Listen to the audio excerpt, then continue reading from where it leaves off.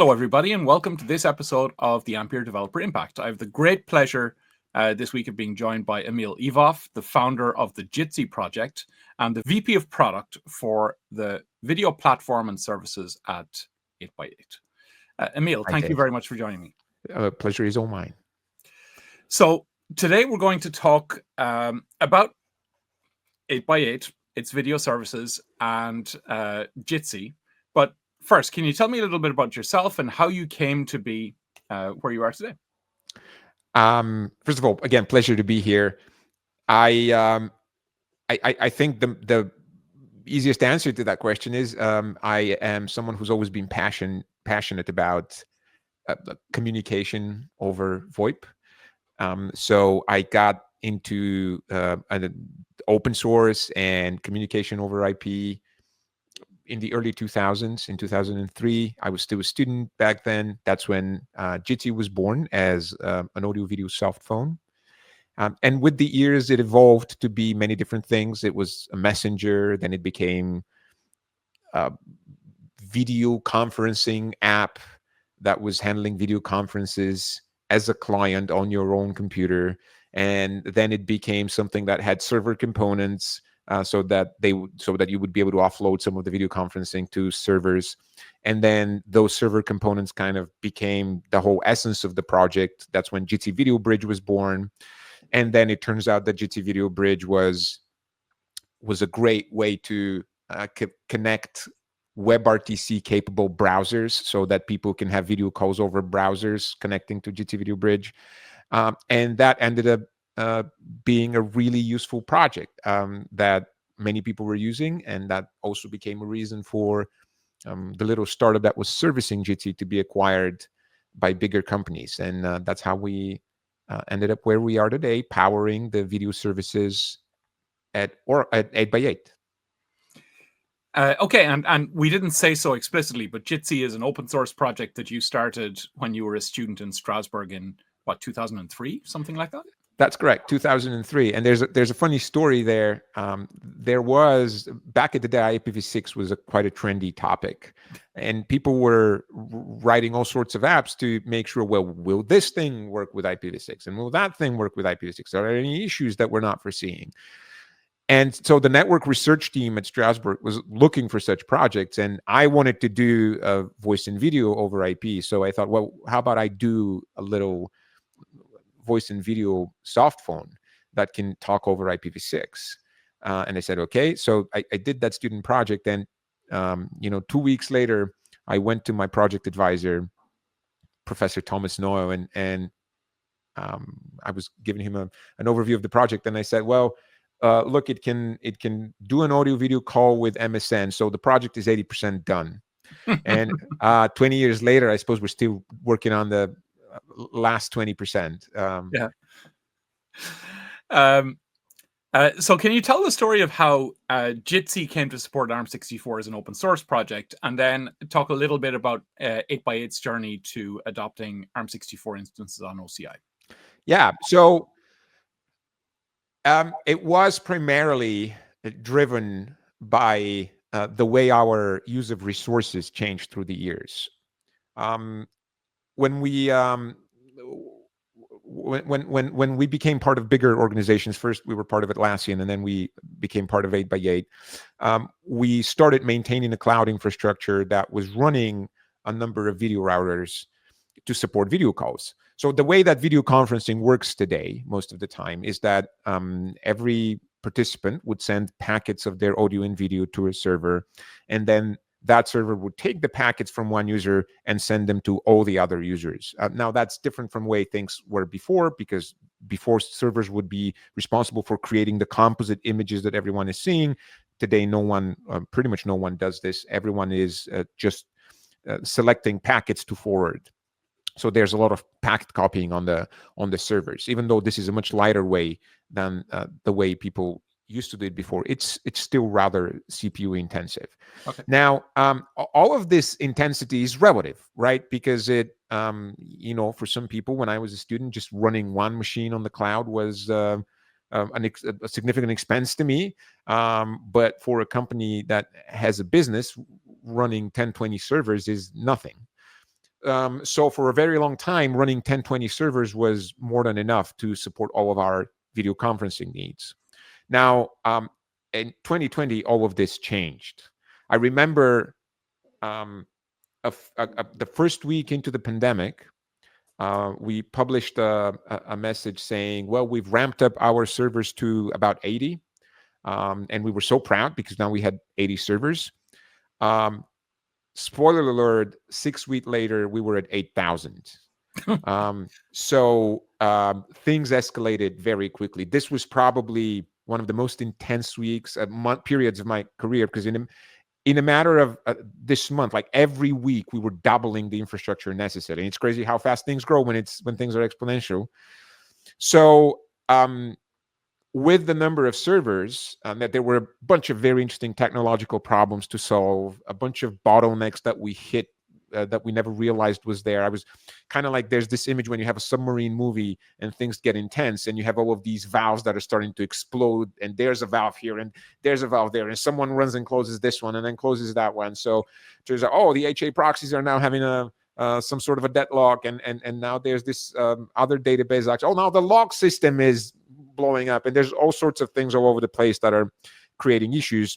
And this is physical servers that you're racking and wiring and all of that, or no. At this point, luckily, we were already completely cloud. So this was already all VM. And the technological challenge was not the only one. There was a huge financial challenge that came into it. Now, let's say that our bill grew, I think, what will that be, like 2 orders of magnitude? I think it got into the millions a month, which it was an unforeseen expense. So I mean, no one's happy when all of a sudden you show up with a bill for a few million. So we started very quickly looking for ways to bring down the price. One of the ways that we did that was that we moved to Oracle, the Oracle Cloud Infrastructure, OCI. And we had a great relationship with them, and that was already a pretty significant way to help. Then we did some technological improvements so that we would use less servers in a variety of clever ways that the team came up. But the specific optimization that is very relevant to our conversation is that at one point, the VP on our side that was responsible for managing the relationship with OCI came and said, Oracle are launching these new Ampere servers that are that look like they're really substantially less expensive. Do you guys want to have a look? And at first I thought, gosh, who knows what exotic thing that is and how many things are going to not run there. This is an ARM64 based architecture. I was scary that unforeseen things would happen. But then paying less money is a great incentive to go and try things. So we thought, let's go and try it. And it turns out there was almost nothing to do. We have a lot of our the most intensive parts, our infrastructure are written in Java, but we have some native interfaces as well that use the encryption libraries that we use, and there's a few others. So we had to recompile those, but the libraries themselves already had ARM64 versions out there. It's an incredibly well supported architecture. Every meaningful project out there already has binaries for ARM64. So we've never had any issue with that. And we turned it on. So we took machines that were, just to give you a rough estimate, roughly 20-30% cheaper. And they were giving us roughly 20-30% more performance than the existing machines that we were using. So we were paying 20-30% less, and we were getting 20-30% more work done with these machines. So it was a very substantial improvement. That is, and that's per machine. So that means that you're compounding the 20-30%. Yes, both the cheaper cost and the higher work. Instances. Yes. So this was awesome. Wow. So like, how did Jitsi come to support ARM64? Was that something that had already happened with the community, or was this work that kind of got done as you were adopting the Ampere instances in So yeah, 2020? Jitsi itself had very little work to do because it was just a matter of making sure that we had binaries of our JNI interfaces. JNI in Java is the bit of code that connects Java code to native code. Right. So those things we had to recompile, and that was a matter of a day, I think. There was nothing else to do on the Jitsi side, on the open source project side. There was more work to do on the automation scripts that go and create new machines when they're necessary, because those were different instances in OCI, and there were different ways to allocate them. So we had to go and make sure that this was supported. But even that, I think, was a matter of less than a week, like just a few days. And that's very specific to the way we manage infrastructure. So it wasn't really related to ARM, but it was entirely a no-brainer. Like that was completely worthy to spend a few days. And did you have any issues with, say, adding the Ampere nodes to your monitoring infrastructure, or workload placement and workload orchestration? Was that all relatively straightforward to take care of as well? None of those things had any issues whatsoever. So the daemons that we used to collect metrics, all of that was running on ARM64. The Linux distros that we use, nothing had there wasn't any problem that came out of the ARM64 architecture. Okay. And may I ask, like, of the 8,000 VMs that you're running in the cloud at the end of this, what proportion of them are Ampere based at this point? So we're no longer doing 8,000 because the world kind of went back to okay. The world kind of went back to using less video conferencing, and it was very interesting to watch back then, because it was happening with every single video conferencing provider. It went like that, and then it started dropping around July, August. In 2020, everyone started seeing substantially less traffic. Even WebRTC as a whole, I think Google had a presentation that saw the same thing. But still, we have a fair number of servers, and so every server today that handles video, and those are very CPU intensive servers. So just to give you a little bit of a glimpse, I already mentioned that what these things do is that they read packets out of one socket, and then they copy them and send them over a bunch of other sockets. All of these copying is very CPU intensive. The other thing that it does is when you get the packets, you have to decrypt them, and when you send them, you have to encrypt them, which again is very CPU intensive. Okay. And so all of this CPU intensive work is happening 100% on Ampere servers. Now, there's places where we might still have non-Ampere servers, and the only reason is because they're insignificant enough that no one has, wondered about what is this even running. Right. There's like 5 or 6 servers here or there, and so it's not really a decision not to use Ampere. It's a decision not to touch what's not broken. Right. But yes, the entire infrastructure that actually does packet switching for video conferencing at 8x8 runs on Ampere. That is very, very impressive. Thank you. Can I ask, like, video conferencing is a particular type of application. End users notice very quickly when things start to go wrong. Right. What are the KPIs that you track when you're looking at a video conferencing application, and how did the platform migration from x86 to ARM64 on Ampere? Yeah. How did that platform migration affect those KPIs? So the main thing that you want to track is the time that it takes for a packet to enter the system and to exit the system. So we tag these packets as they go through our bridge.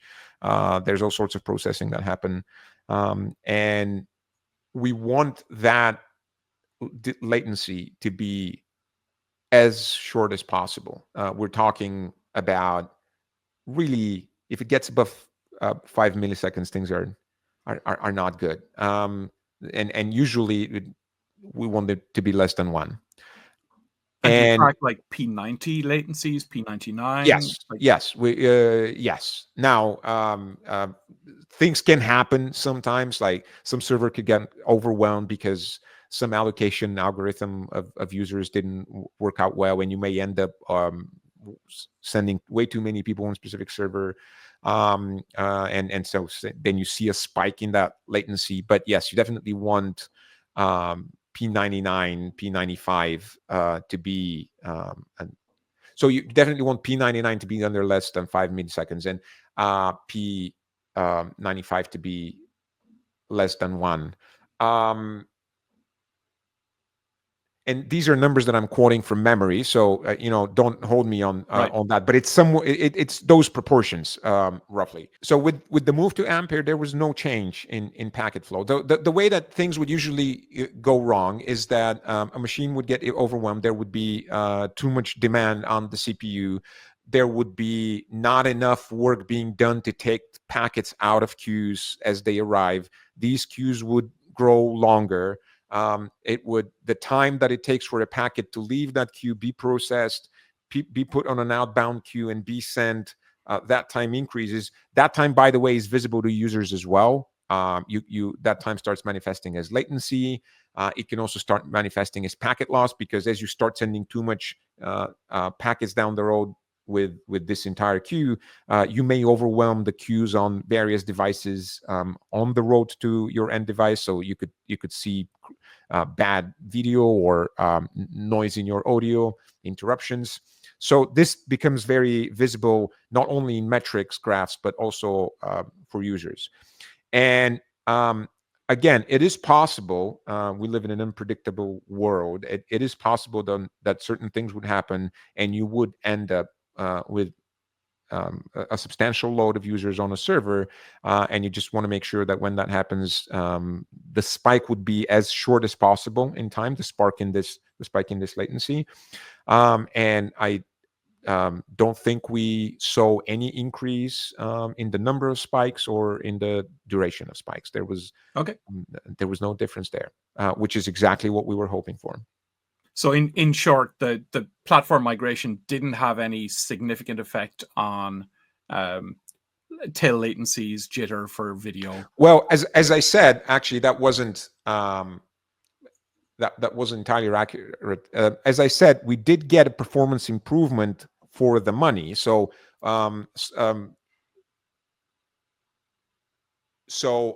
servers themselves were behaving better if you look at them as a machine. Now, if you take this on doors, once we had adjusted our expectations that, okay, this is a more performant machine, so this is kind of the sort of behavior that we expect to see on it from here on.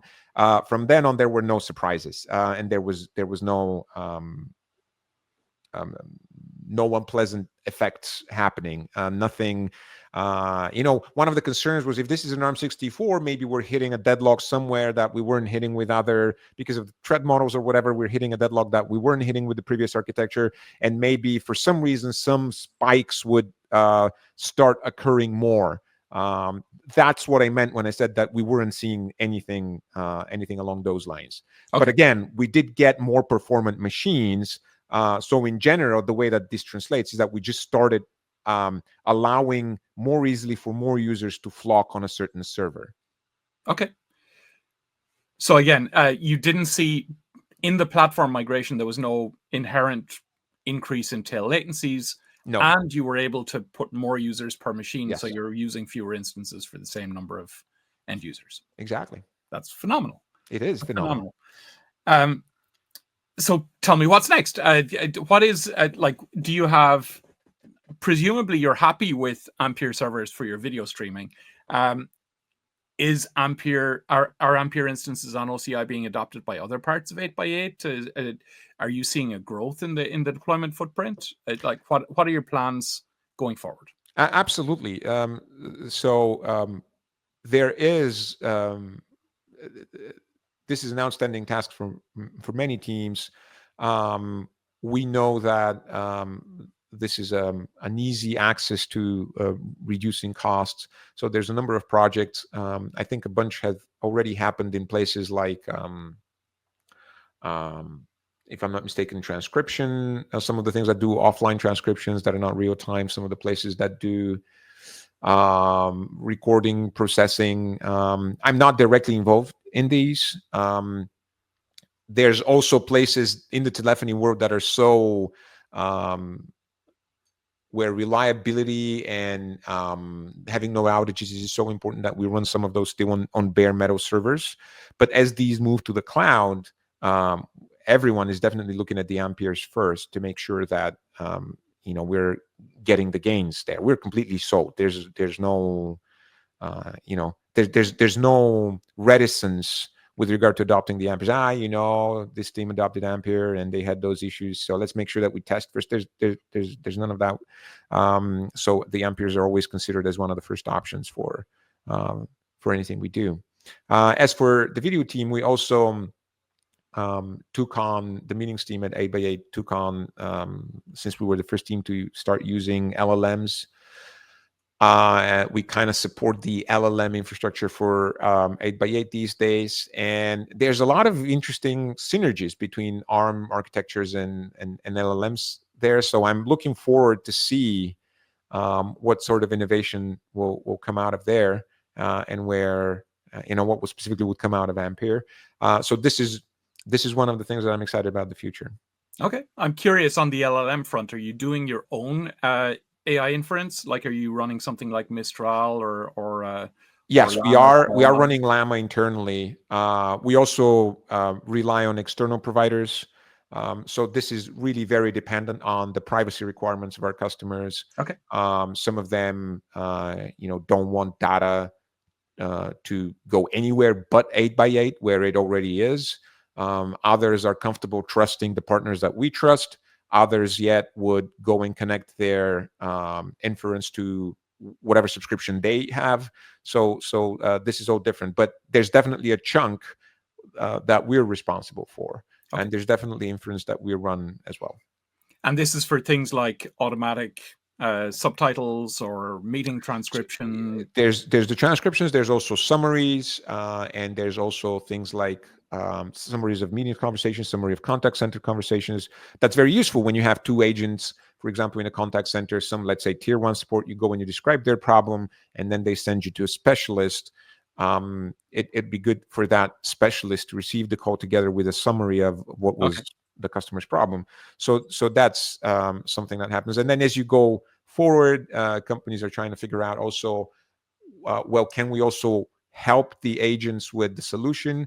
If it's not agents, but it's salespeople, can we help them to make sure that they're the best ambassadors of our product, that they know about all the functionality that we have? Right. That's often an issue that you have in a big organization. There's a bunch of features that have shipped and no one knows about them when they're selling. So this is known as automatic agent assist. And that's also one of the things that is likely going to become more and more prevalent. And for 8x8, we didn't say at the very start, but one of the big businesses that 8x8 runs is the back ends for support systems for support centers, right?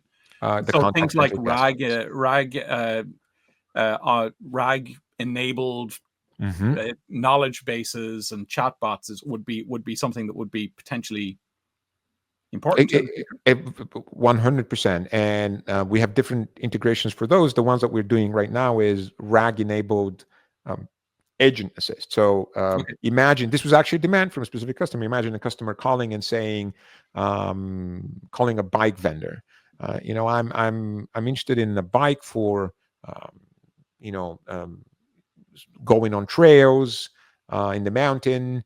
It would be good for the agent to see, here's a bunch of links to the product pages of your company, if you'd like to discuss any one of them specifically with the customer, and you just have to click rather than going and searching through a knowledge system. And well, I'll be very interested to have you back to talk about how that rollout went and whether you were able to do all of your AI inference on CPUs rather than using GPU instances. Do that. Well, yeah. So let's make a date to check back in 6 or 12 months and see how that's all been going. Sounds good. Thank you, Emil. 8x8's been a great partner. We actually have a case study that we published last year with y'all. We'll add that in the show notes so people can have a look and see how 8x8's been using Ampere instances on OCI and the benefits you've seen from adopting them. Again, thank you very much for joining me, and we look forward to seeing you all on a future edition of the Ampere Developer Impact. Thanks. Bye.